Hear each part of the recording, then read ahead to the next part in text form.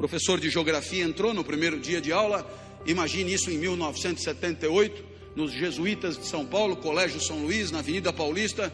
O professor de geografia entra e diz: eu não vou dar aula, o curso será todo de seminários dados pelos alunos. Teve um sorteio de temas, para mim caiu o petróleo, assunto sem graça, mas eu já estava acostumado, a vida era sempre assim, sem graça. Fui para casa estudar, na época me chamavam de CDF, hoje me chamariam de nerd. Eu tirava 10 em tudo, mas não vibrava com nada. No meio do semestre chegou a minha vez. Subi num palquinho da classe, olhei para a classe e estava apinhado de gente. Imagina um lugar apinhado de gente. Colegas de outras classes vieram assistir. Os professores deixaram que viessem e vieram junto. Eu tinha fama de doido, isso ajudava a atrair as pessoas. Eu era muito esquisito quando eu era criança.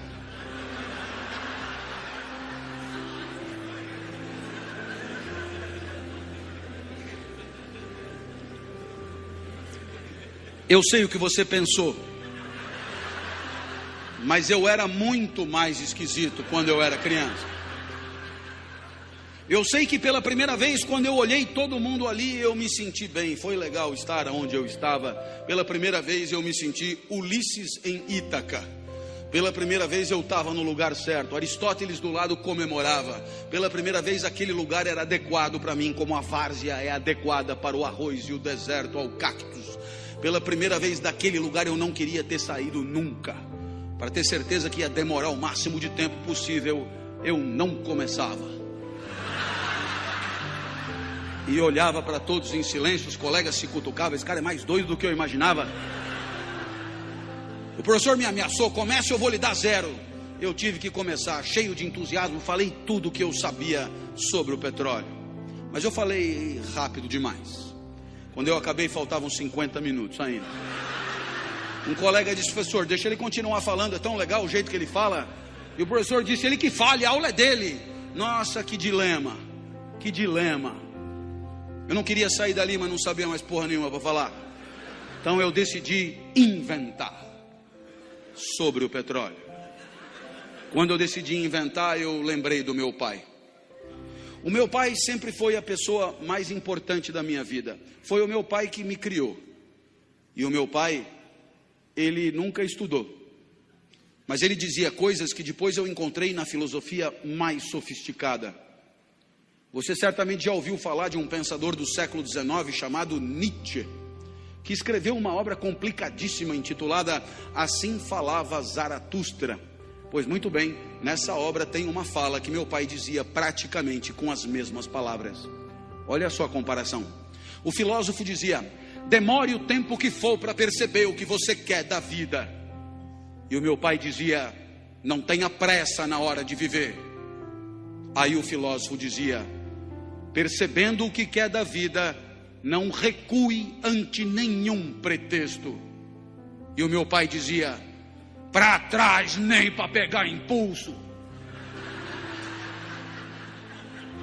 O filósofo dizia: não recue, porque não falta no mundo quem queira te dissuadir. E o meu pai dizia: não recua, porque o mundo está cheio de gente querendo te fuder. E o meu pai ainda sempre acrescentava com carinho para mim: seu bosta. Eu lembrei do meu pai, eu me empertiguei, ali não tinha mais como recuar. E eu disse: bem, o que eu falei até aqui está no livro de vocês, é só ler. Tá fácil. A partir de agora eu peço que anotem,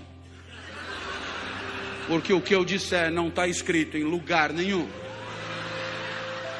Olhei para trás e vi que o professor arriou os óculos intrigadíssimo. Eu tive medo, mas eu lembrei do meu pai. Seu bosta. Ali não tinha mais volta. E eu comecei: não adianta nada ter petróleo no seu território se o petróleo não presta. Tem petróleo bom, mas tem petróleo ruim. Tem petróleo que não energiza nada. O petróleo não tem a mesma qualidade pelo mundo afora. Da onde eu tirei isso, não me pergunte. Mas dando palestra na Petrobras, eles me garantiram, a intuição é perfeita, tinha petróleo que não presta mesmo, tem petróleo que não energiza nada, eu já sabia aos 13 anos. Então eu me levantei mais e disse: todo mundo sabe que o melhor petróleo do mundo é o petróleo da Romênia. Começaram a anotar. Eu achei fascinante que anotassem. Então eu expliquei: do norte da Romênia, claro, região da Sildávia. A Sildávia não existe. Eu tirei das aventuras de Tintim. Eu olhei para trás e vi que o professor balançava incrédulo. Ele não devia entender nada daquilo. Eu não sei nem onde fica a Sildávia. Esse cara não pode estar zoando com a minha cara. Eu vi que era hora de quebrar ele no meio, aproveitar a fragilidade dele. Perguntei: o senhor sabia disso? Ele olhou apavorado e disse: não sabia. Eu falei: então anota para aprender alguma coisa.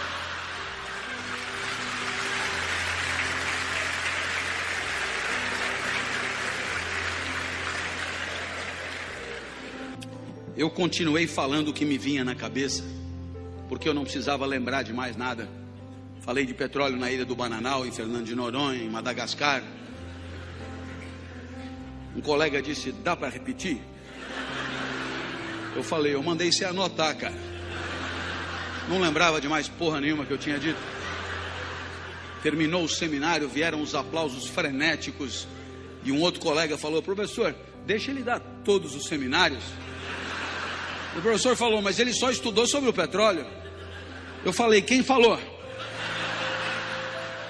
Saí dali eufórico. Fui encontrar o Fusca branco do meu pai. E o meu pai nunca tinha me visto correr, nem andar. Eu me arrastava, na verdade. Ele achou até que fosse assalto. Eu entrei no carro, comecei a contar o que tinha acontecido. E o meu pai, que nunca estudou nada, tinha entendido tudo. Aristóteles no banco de trás do Fusca comemorando. Eu tinha encontrado Ítaca. Ali eu tinha achado o meu lugar. Ítaca para mim é a sala de aula. É ali onde a vida feliz é possível. É ali onde a excelência eu venho buscando nos últimos 30 anos. É ali onde a felicidade atravessou a minha vida. Dali nunca mais saí.